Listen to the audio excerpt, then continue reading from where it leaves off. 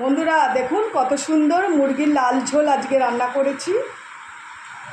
একদম পাতলা করে মুরগির মাংস রান্না করেছি। তা কীভাবে রান্না করলাম চলুন দেখাই। নমস্কার বন্ধুরা, ছোটোখাটো রান্নাঘরে সবাইকে স্বাগত। আজকে আবার বানাবো চিকেন কষা। এখানে 1.5 কিলো চিকেন আছে, পুরো ধুয়ে পরিষ্কার করে নিয়েছি। এই চিকেনই আজকে রান্না করব। চলুন তাহলে রান্না শুরু করে দিই। এখানে কড়াই বসিয়ে দিয়েছি। প্রথমে তেল দিয়ে দেবো, আলুগুলো ভেজে নেব। কড়াইতে দিয়ে দেবো সর্ষের তেল।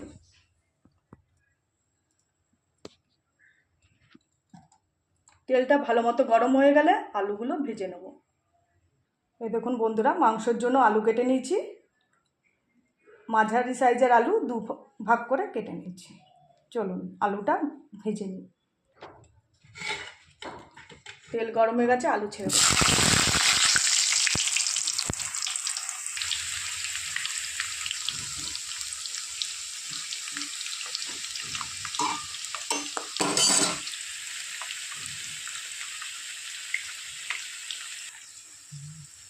আলু ভাজা একটু দিয়ে দেবো পরিমাণ মতো হলুদের গুঁড়ো, আর দিয়ে দেবো একটু লবণ, যাতে নুন হলুদটা আলু ভাজাটাই ভালো মতো ঢোকে।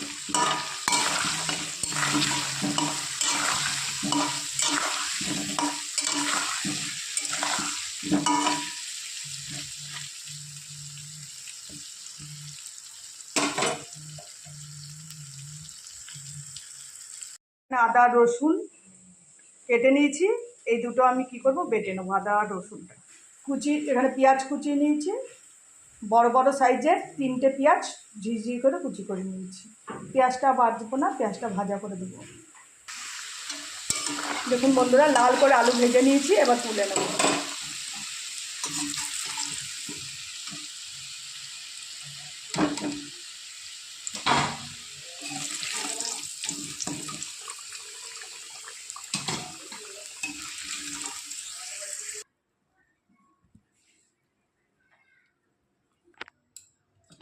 এদিকে ফোড়নে দিয়ে দেবো আমি শুকনো লঙ্কা, আর দিয়ে দেবো গোটা গরম মশলা।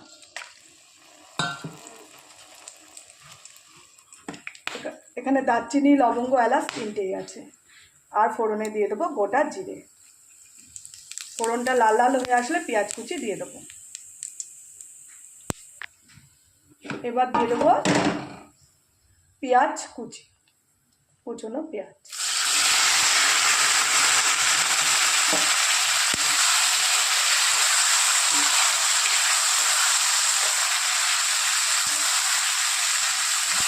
পেঁয়াজটা একটু হালকা লাল করে ভেজে নেব।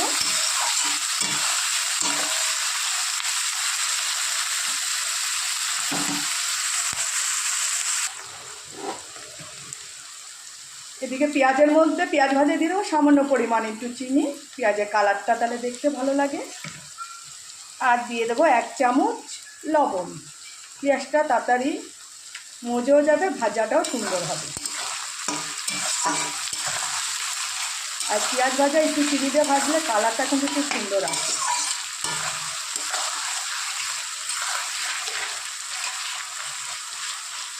আর একটু লাল করে ভেজে নেওয়ার পর মাংসগুলো দিয়ে দেবো।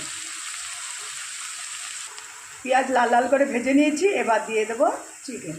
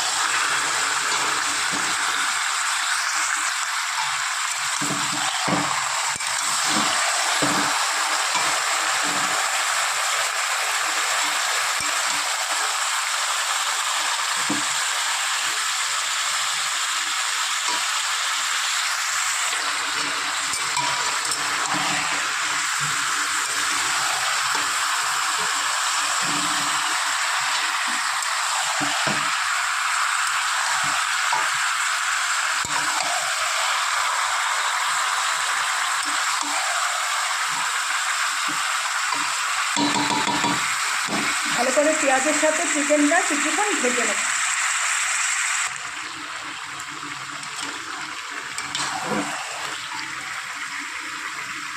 কিছুক্ষণ চিকেনটা ভেজে নেওয়ার পর দিয়ে দেবো লবণ, হলুদ সব পরিমাণ মতো। যেহেতু পেঁয়াজ ভাজা আমি 1 চামচ লবণ ব্যবহার করেছিলাম, তাই 1 চামচ লবণ দিয়েছিলাম। দিয়ে দেবো পরিমাণ মতো হলুদ গুঁড়ো,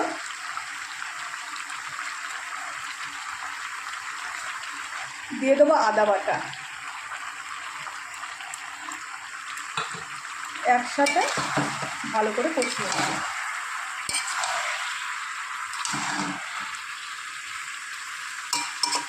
আর দিয়ে দেবো 2টো তেজপাতা।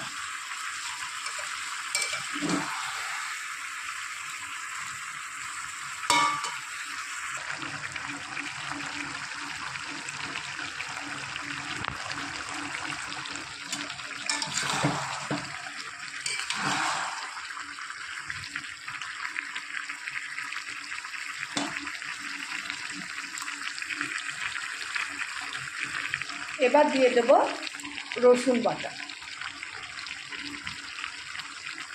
আর রসুনটা কিন্তু আমি মিহি করে পুরো বাটিনি, দেখুন।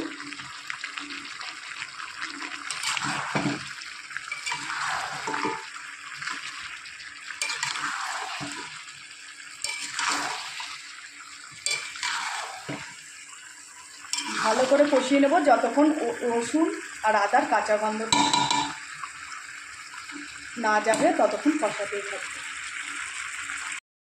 ভালো করে আদা রসুন কষিয়ে নেওয়ার পর দিয়ে দেবো ধনের গুঁড়ো,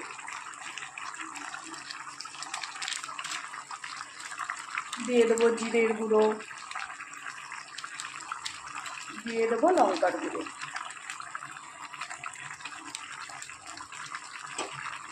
ভালো করে একসাথে কষিয়ে নেব।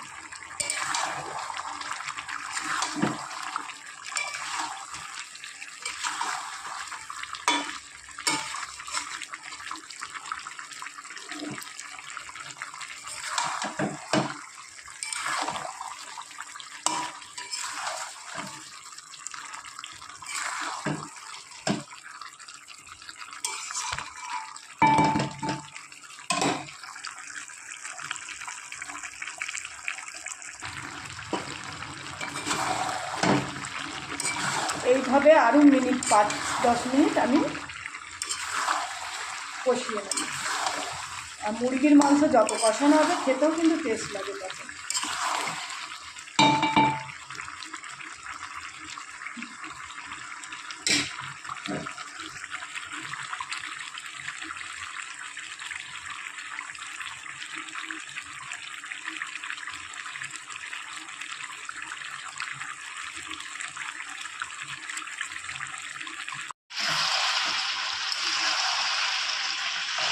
ভালো করে কষানোর পর আরও কিছুক্ষণ আমি আবার কষাবো।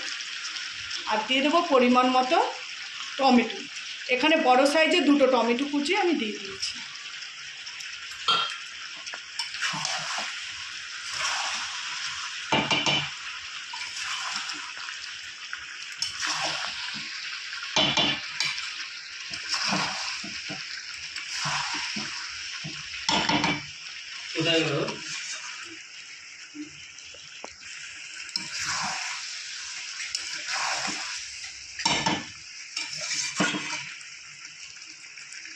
ভালো করে কষানোর পর এবার দিয়ে দেবো কয়েকটা চিরা কাঁচা লঙ্কা।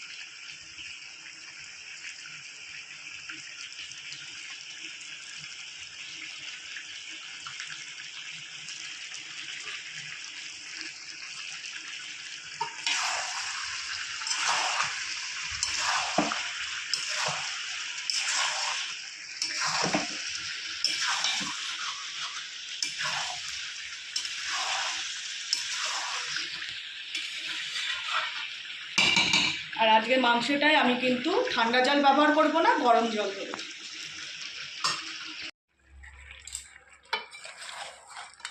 ভালো করে মাংস আমার কষানো হয়ে গেছে।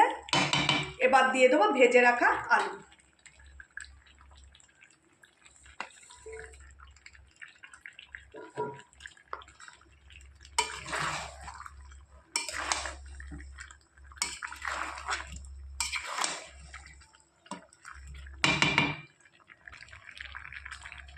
এবার দিয়ে দেব জল। এখানে ঠান্ডা জল ব্যবহার করিনি, গরম জল।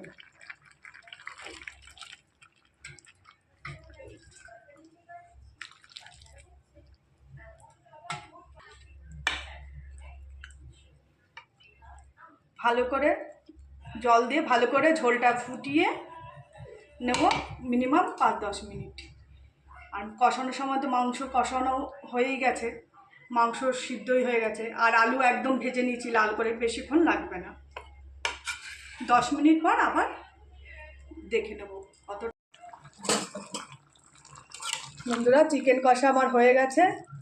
চিকেন কষাও না, বেশি কষা কষাও করিনি, আবার বেশি ঝোলও রাখিনি, হালকা পাতলা। গ্রেভিটা একটু বেশি রেখেছি, আর বেশি রিচও না। দেখুন ঝোলটা কিন্তু একদম পাতলা। এই যে এরকম চিকেনের ঝোল খেতে কিন্তু বর্ষাকালে খুব ভালো লাগে। তা আমার চিকেন তো হয়ে গেছে, এবার নামানোর আগে দিয়ে দেব চিকেন মশলা। এই চিকেন মশলাটা আমি দিয়ে দেবো।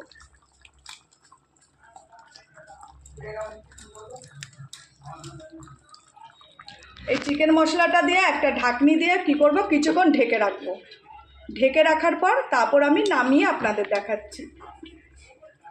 বন্ধুরা, এবার চলে এসেছি, চলুন ঢাকনি তুলে এবার দেখে নিই মাংসটা কতটা হয়েছে। দেখুন আজকে আমার মাংসের লাল ঝোল, একদম মাংস, মুরগির মাংস। চলুন এবার নামিয়ে দেখাই ভালো করে। এই হচ্ছে আমার চিকেনের ঝোল। আর বৃষ্টির ওয়েদারে পাতলা করে মাংসের ঝোল খেতে কিন্তু খুব ভালো লাগে গরম ভাতের সাথে। তার রেসিপিটি যদি ভালো লেগে থাকে একটা লাইক, কমেন্ট, শেয়ার করে দেবেন, আর চ্যানেলটি সাবস্ক্রাইব করে দেবেন, আর কমেন্টে জানাবেন আজকের আমার মুরগির মাংসের রেসিপিটা কীরকম লাগবে। নমস্কার, সবাই ভালো থাকবেন, সুস্থ থাকবেন।